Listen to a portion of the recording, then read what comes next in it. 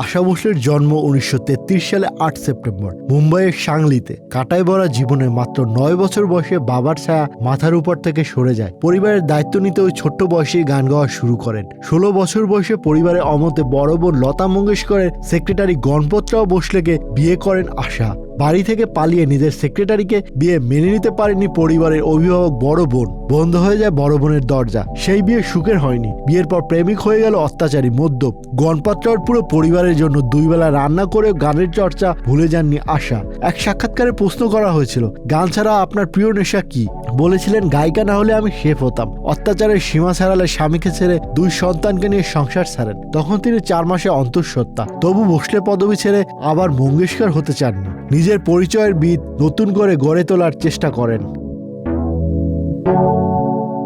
Career শুরুর দিকে আশা ভোসলেকে মূলত দ্বিতীয় সারির গায়িকা বা ব্যাম্প ও পার্শ্ব চরিত্রের জন্য গান গাইতে দেওয়া হতো। লতা মঙ্গেশকরের একাধিপত্যের যুগে আশা যেন কিছুটা প্রান্তিক হয়েছিলেন। ঠিক এই সময় সুরকার ওপি নায়ার তাকে চিনেছিলেন। নায়ারের বিশ্বাস ছিল আশার কণ্ঠের মধ্যে যে আবেদন এবং আধুনিকতা রয়েছে তা অন্য কারণেই। 1994 সালে বাপরে বাপ থেকে শুরু হয় এই জুটি হাওড়া ব্রিজ, এক মুসাফির, এক হাসিনার মতো একের পর এক ছবিতে বিপ্লব ঘটিয়ে দেয়। আশাকে তিনি কেবল নায়িকার কণ্ঠই দিলেন না, বরং বানালেন বলিউডের গ্ল্যামার বয়েস। নায়ারও আশার সম্পর্ক কেবল রেকর্ডিং স্টুডিওতে সীমাবদ্ধ ছিল না। দীর্ঘ সময় তারা একে অপরের ছায়াসঙ্গী হয়ে কাটিয়েছেন। কিন্তু 1972 সালে এক তিক্ত বিচ্ছেদের মাধ্যমে সেই সম্পর্কের জবনিকা পড়ে। আশ্চর্যের বিষয় হলো, সেই বিচ্ছেদের পর ওপি নায়ার আর কোনোদিন আশার সঙ্গে কাজ করেননি, এমনকি কোনো গানে তার কণ্ঠও ব্যবহার করেননি। একইভাবে আশা ভোসলেও তার আত্মজীবনী বা সাক্ষাৎকারে দীর্ঘ সময় ওপি নায়ারকে নিয়ে এক রহস্যময় নীরবতা বজায় রেখেছিলেন। দীর্ঘ বিরতির পর আশার জীবনে বসন্ত হয়ে আসেন সুরের জাদুকর রাহুল দেব বর্মন। বয়সে আশার চেয়ে 6 বছরের ছোট রাহুল ছিলেন তার গানের গুণমুগ্ধ।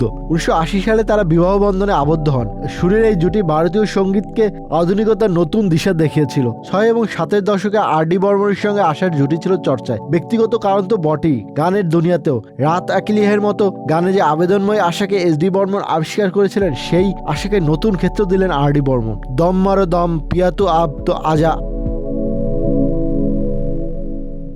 কিন্তু 1994 সালে আর.ডি. বর্মনের অকাল প্রয়াণ আশাকে ফের একা করে দেয়।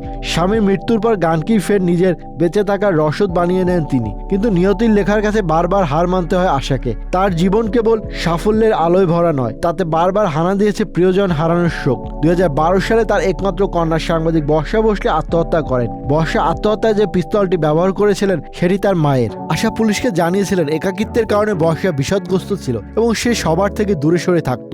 বিষণ্ণতা, পায়ের ব্যথা এবং ডায়াবেটিক্সের জন্য বর্ষার চিকিৎসা চলছিল। 1998 সালে বিয়ে ভেঙে যাওয়ার পর থেকে বর্ষা বিষণ্ণতায় ভুগছিলেন। ঘনিষ্ঠ বন্ধু ফটোগ্রাফার গৌতম মারা যাওয়ার পর তার অবস্থার অবনতি হয়। বর্ষার একজন একান্ত বন্ধু পুলিশকে জানিয়েছিলেন। এরপর বর্ষা জীবনের প্রতি সব আগ্রহ হারিয়ে ফেলে এবং একাকী জীবনযাপন করতে থাকে।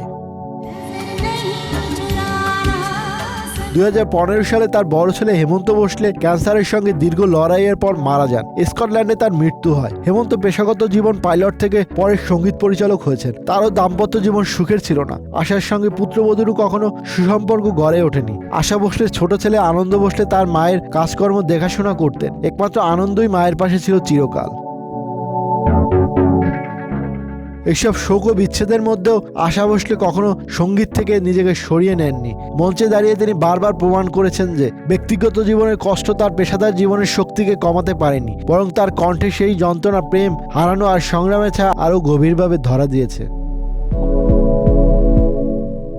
আশা ভোসলে কত গান গেয়েছেন, কি ধরনের গান গেয়েছেন সেই হিসাব করতে বসলে সমাধান মেলা দুষ্কর। আইটেম সং থেকে শুরু করে গজল, হিন্দি, বাংলা, মারাঠির পাশাপাশি সব মিলিয়ে প্রায় 20টির বেশি ভাষায় গান গেয়েছেন তিনি। গানের সংখ্যা 12,000-এর বেশি। রেখা, আশা পারেখ, শর্মিলা ঠাকুর, উর্মিলা মাতন্ডকর, কারিশমা কাপুর, ঐশ্বরিয়া রায়, সমিতা শেঠি, আমিষা প্যাটেল, আশা ভোসলের গলায় আরও কত কত নায়িকার ছবির যে হিট গান রয়েছে তার ইয়াত্তা নেই।